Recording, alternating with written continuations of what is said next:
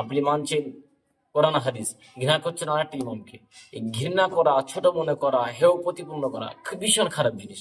একটা ঘটনা বলি, কোন একটা মসজিদে আমি যাই, মসজিদে আমি বলছি এই যে নূর মাদ্রাসা আছে ওখান থেকে ভিতরে পুরাতন মসজিদ, আহলে হাদিসের মসজিদ। তো আমি গিয়েছি একটা খুব প্রয়োজনে, একটা সাথীর বাড়ি গিয়েছিলাম। তো ওখানে গিয়েছি, জোহরের টাইম হয়েছে, মসজিদে গেলাম। ইমাম সাহেব যিনি ছিলেন সালাম কালাম করলেন, মুসাফা করলেন। করার পরে আমি জানতাম না আহলে হাদিস মসজিদ ওটি। তো কথাবার্তা হলো, খুব ভালো আপ্যায়ন করছেন আলহামদুলিল্লাহ। তো বলছে যে আপনি খানা খেয়েছেন? আমি বললাম যে না। বললো খানা খাও। আলহামদুলিল্লাহ, খুব খাবার উনি শুনবেন না, খুব ভালো ব্যবহার পেলাম আলহামদুলিল্লাহ। কিন্তু আমি আশ্চর্য হয়ে গেলাম, এই ঘৃণা মানুষের মধ্যে কেন? তিনি কি করছেন আমাকে প্রশ্ন করছেন। আমি একজন হানাফি, তিনি জানেন। তিনি বলছেন যে আমি দেওবন্দে মসজিদ থেকে ফারেক। আপনি দেওবন্দে কোন স্থান, কোন জায়গায় পড়েছেন? না ওই মালতীপুর। মালতীপুর দেওবন্দ?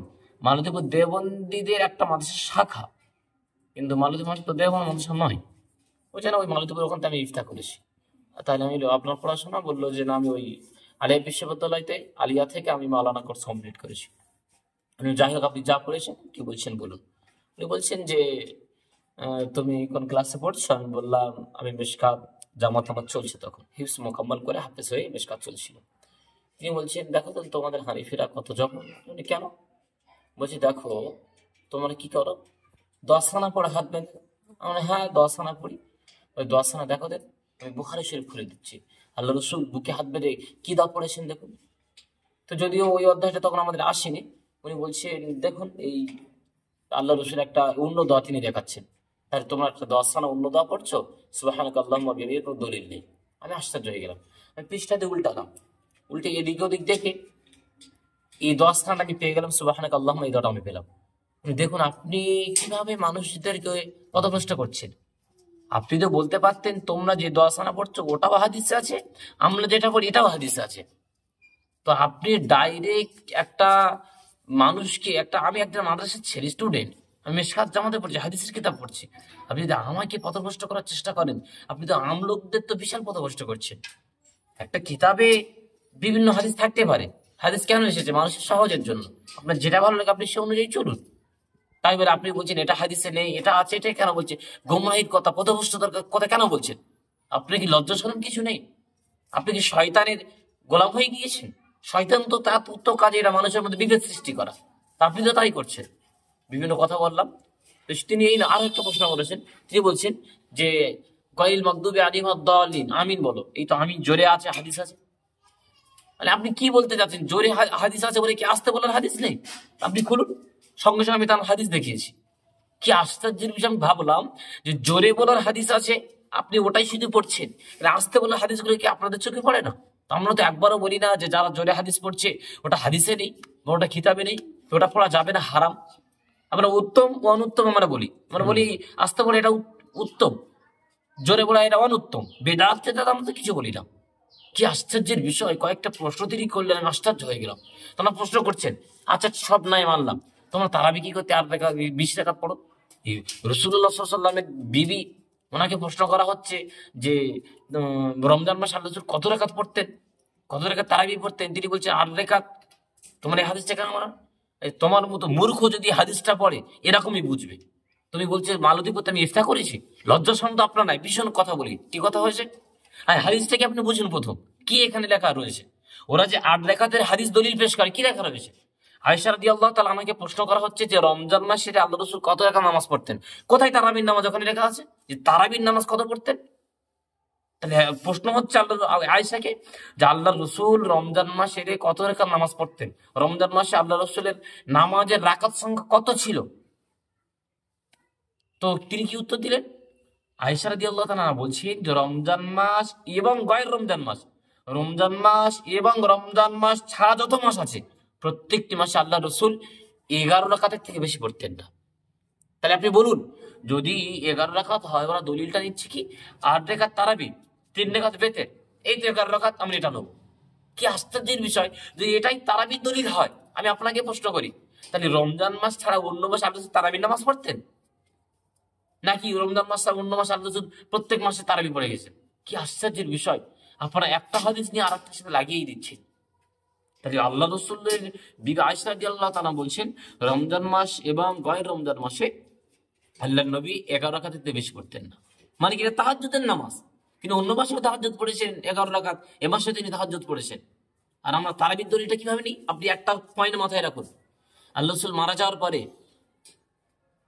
14 হিজরি ইমাম ওমর রাদিয়াল্লাহু তাআলা তিনি 20 রাকাত তারাবি শুরু করেছিলেন। একটা প্রশ্ন করি, মাথায় রাখুন। ওমর রাদিয়াল্লাহু তাআলা যখন 20 রাকাত তারাবি শুরু করলেন, মসজিদ ভরপুর সাহাবা, প্রত্যেক সাহাবা মেনে নিলেন। যে সাহাবের বিষয়ে আল্লাহ রাসূল বলেন, যদি আমার পরে কেউ নবী হয় তো ওমর নবী হবে। নবী হওয়ার যোগ্যতা আল্লাহ ওমরকে দিয়েছিলেন। ওমর যে পথে চলে শয়তান সে পথে চলে না। এবং হাদিসে এসেছে যে আমার সাহাবারা, হেদায়েতপ্রাপ্ত সাহাবা, এদের মধ্যে যে কোনো একজন সাহাবা তোমরা যদি ফলো করো তোমরা কামিয়াবি হয়ে যাবে। সাহাবার আকাশের সাহাবিকার নুজুম, আকাশের নক্ষত্র। এবং বলা হয়েছে আব্দু আলাইহা বিন নওয়াজিজ, তোমরা আঁকড়ে ধরো মানির দাঁত দিয়ে সাহাবাদের সুন্নাত, সাহাবাদের কথাগুলি তোমার মানির দাঁত দিয়ে আঁকড়ে ধর। কোন সাহাবা? হেদায়েতপ্রাপ্ত সাহাবা, আশারে মুবাশশারা তাদের সাহাবা, যারা জান্নাতের সার্টিফিকেট পেয়েছেন। আপনি বলুন, ভাবুন তো, ওমর রাদিয়াল্লাহু তাআলা যখন শুরু করছেন 20 রাকাত তারাবি, মসজিদের নববী আর আয়েশার ঘর কত দূর পার্থক্য ছিল? কাছাকাছি, সংলগ্ন ছিল, পুরো কাছাকাছি। তাই যখন ওমর রাদিয়াল্লাহু তাআলা বললেন কোন মহিলারা মসজিদে নামাজ পড়তে আসবে না, তখন মেয়েরা চলে গেল আয়েশার কাছে প্রতিবাদ করতে। আয়েশা, আল্লাহর নবীর জামানায় তো আমরা মসজিদে নামাজ পড়তাম, ওমর নিয়ম শুরু করে আমরা মসজিদ যেতে পারবো না, তুমি কিছু বলো। তো যখন ওমর এই আয়েশা রাদিয়াল্লাহু তাআলা জীবিত রয়েছেন, 54 হিজরি আয়েশা মারা গিয়েছেন রাদিয়াল্লাহু তাআলা আনহা, কোন সাহাবা, না কোন সাহাবা, না কোন সাহাবী, না কোন মহিলা সাহাবা, না কোন পুরুষ সাহাবা, তারা যে প্রতিবাদ করেছে যে ওমর কেন 20 রাকাত শুরু করলো, এটা তো নবী করেনি, কেন আমরা করবো? কি আশ্চর্য! আপনি ভাবুন তো কথাটা। আয়েশা তিনি দেখছেন যে মসজিদের নববীতে ওমর 20 রাকাত তারাবি শুরু করছেন একদিনের জন্য। 14 হিজরিতে, 54 হিজরি, কোনদিনের জন্য বললেন না ওমর তুমি কেন নবীর বিপরীত তুমি কাজটা শুরু করলে, কেন তুমি 20 রাকাত তারাবি শুরু করলে? নবী তো 8 রাকাত পড়েছে। এই কথা একবার বলেছিলেন? বলেননি। বরং হাদিসে আছে যে আল্লাহ রাসূল সাল্লাল্লাহু আলাইহি সাল্লামের খাস এমন একটা নামাজ ছিল যেটা শুধু রমজান মাসে তার রাকাত সংখ্যা প্রচুর পরিমাণ বেড়ে যেত। আমরা বলেছি ওটাই ছিল তারাবির নামাজ। রাকাত সংখ্যা বৃদ্ধি পেত। নির্ধারিত কোনো তারাবির নামাজ ছিল না। কিন্তু মাথায় রাখবেন, আল্লাহর নবীর জামানায় অনেক কিছু ছিল না, অনেক বিষয় ছিল না, সাহাবাদের জামানায় এসে পরিপূর্ণ হয়েছে। হাদিস কাকে বলে বলুন? শুধু নবীর কথাকে হাদিস বলে? আরে হাদিস কাকে বলে আপনারা এখন জানেন না। হাদিস নিয়ে, সহিহ হাদিস নিয়ে পাগল পারা হচ্ছেন। সহিহ হাদিসটা কে করেছেন? নবী বলে গিয়েছেন সহিহ হাদিস, না নবী বলে গেলে এটা সহিহ হাদিস? লজ্জা শরম তো আপনাদের নাই। নবী যদি বলে যায় সহিহ হাদিস তো দেখান কোথায় নবী বলেছেন সহিহ হাদিস। তাহলে আজকে হাদিসের নামে যারা জালিয়াত করছে, সাহাবা হাদিস বুঝিনি, তাবিন তারা হাদিস বুঝিনি, আর যে আহলে হাদিসের বয়স 208 কি 9 হবে তারা হাদিস বুঝে গেল। কয়েকটা কথা মাথায় রাখবেন, আপনার আল্লাহ বিবেক বুদ্ধি দিয়েছেন, জ্ঞান শক্তি দিয়েছেন। যারা হাদিসের নামে বারবার আসে, এদের মতো শয়তান, আমার মনে হয় কয়েকটা শয়তান রয়েছে মারাত্মক। নাম বলি একটা কথা, যখন আমি হিফজ পড়তাম, একজন হাদিসের নাম নিয়ে একজন শয়তান এসেছে। শয়তান মনে ভুল হবে না, কারণ আমি তখন তো হাদিস পড়িনি, হিফজ পড়ছি। তিনি বলছেন বুকে হাত বাঁধার 5টা সহিহ হাদিস, নাভির নিচে হাত বাঁধার একটাও সহিহ হাদিস নেই, একটা আছে অত্যন্ত জয়ীফ হাদিস। কি মূর্খ, কি আশ্চর্যের বিষয়! আমি শুনে আমি ভাবলাম বাস্তব তো, এটা যদি হয়ে থাকে তাহলে আমরা ভুল করছি। আমি আমার ওস্তাদের কাছে গেলাম, তিনি বললেন যে না, এর বায়ান তোমরা শুনবে না, পথভ্রষ্ট হবে। তার নামটা ছিল আব্দুর রাজ্জাক বিন ইউসুফ। তিনি শুধু এটা নয়, আমার কয়েকটা দিল থেকে কথা হলো এটাই যে আপনারা হটচট করে কারোর বয়ান শুনে পথভ্রষ্ট হবেন না। একটু ভাবুন, বিভিন্ন আলেমদের কাছে জিজ্ঞাসা করুন, বিষয়গুলি আপনি গবেষণা করুন। যারা নবীকে সচক্ষে দেখেছেন, তারা হাদিস বুঝল না, আপনি হাদিস বুঝে গিয়েছেন। তা ছোট্ট একটা কথা বলে আমি আমার বক্তব্য শেষ করছি ইনশাআল্লাহ তাআলা। তাহলে কি হলো যে আয়েশা রাদিয়াল্লাহু তাআলা আনহা যখন তিনি জীবিত ছিলেন একদিনও প্রতিবাদ করলেন না, সহমত পোষণ করলেন। তিনি নিজেও 20 রাকাত তারাবি পড়েছেন, সাহাবারা সবাই পড়েছেন, মসজিদ ভরপুর সাহাবা, সকল সাহাবারা পড়েছেন, তাবিঈন পড়েছেন, তাবা তাবিঈন। এখন পর্যন্ত মসজিদে নববীতে এবং মক্কাতে কাবা শরীফেতে এখন 20 রাকাত তারাবি চলছে।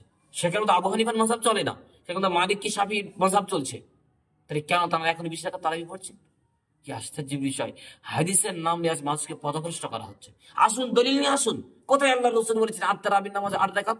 কোথায় আল্লাহ আয়েশা রাদিয়াল্লাহু আনহা বলেছেন তারাবির নামাজ 8 রাকাত? আপনারা ওটাই দলিল বলে পেশ করছেন।